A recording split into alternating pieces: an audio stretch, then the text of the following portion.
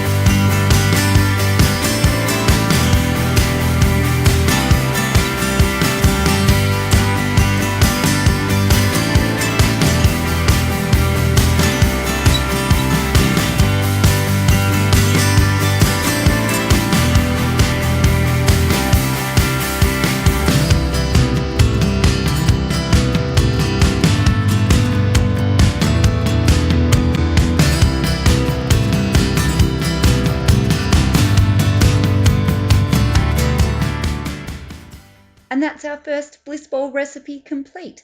These will store for up to 2 weeks in an airtight container in your fridge. Now on to the next recipe. These are my salted caramel bliss balls, and they are absolutely delicious.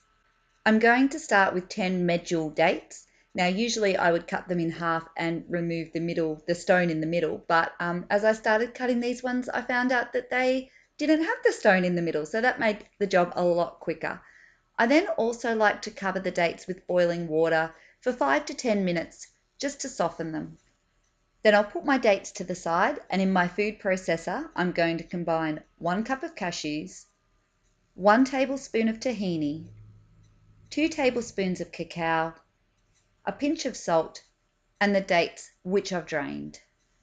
I then blitz that all together in the food processor for 1 to 2 minutes until the ingredients are well combined. And then it's time to roll that mixture into balls.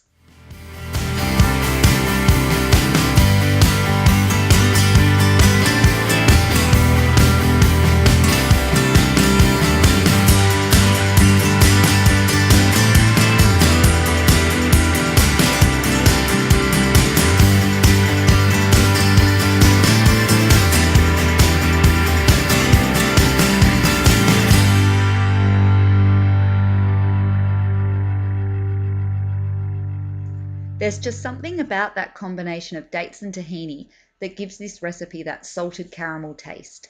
It's time to pop our second batch of bliss balls into the fridge and get ready for our third recipe, our apricot, oat and chia bliss balls. To start with, I'm combining 1 tablespoon of chia seeds with 1/4 of a cup of water, and I'm just going to let that set for about 10 minutes. Then I'm going to add this to my food processor along with 1 cup of dried apricots, 1 cup of rolled oats, 1.5 cups of shredded coconut, and 2 tablespoons of rice malt syrup. You may have noticed that this recipe is nut-free, making it a great lunchbox option if your school has a nut-free policy or if you have an allergy. And once again, we're going to process those ingredients until they are well combined. I do like to have additional coconut on hand for this recipe too, but of course that's totally optional.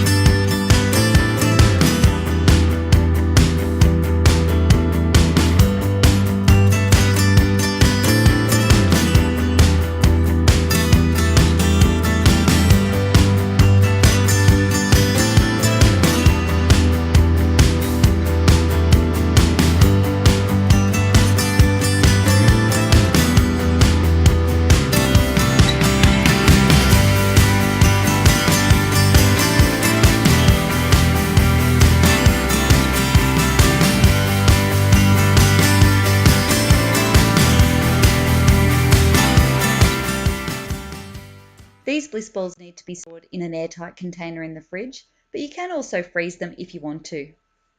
I hope you've enjoyed these 3 very different recipes, all very delicious though. I will link them in the description box below.